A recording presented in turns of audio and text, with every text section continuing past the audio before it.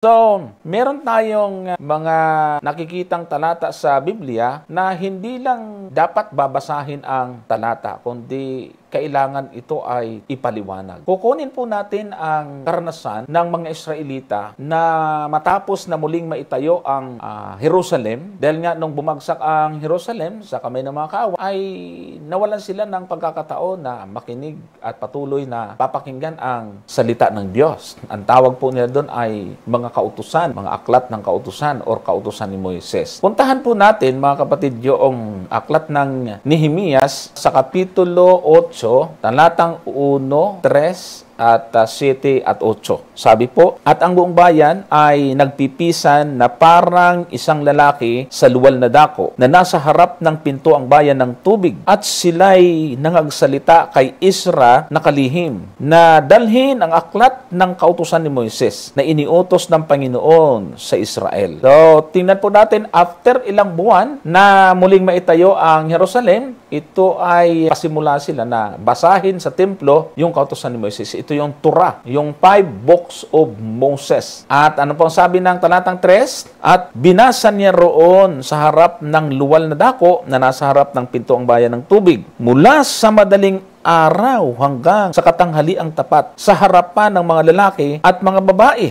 at ng makakaalam, at ang mga pakinig ng buong bayan ay nakinig sa lahat ng kautusan. Ang tindi, sabi po dyan, binabasa nila mula madaling araw hanggang tanghali. Ganoon ang kanilang pananabik, mga kapatid at mga kaibigan, sa salita ng Diyos o yung tinatawag na Torah, yung mga aklat ni Moises. Imagine, kaya ba natin yon? Madaling araw hanggang tanghali. Kaya para meron pong mga ginagawang mga pagtitipon sa mga church, iba-ibang mga churches na gagawin ng madaling araw. Sa Israel, na matapos na muling maitayo ang templo sa Jerusalem, ay ginon nila ginagawa ito. So, itong mga taong binabanggit dito sa talata, mga kapatid, ano ang naging papel nila doon sa pagbasa? Sabi po dito, talatang 8, at sila'y nagsibasa sa aklat, sa kautusan ng Diyos na maliwanag at kanilang ibinigay ang kahulugan na anupat kanilang nabatid ang binasa. So dito ay nakita ho natin, mga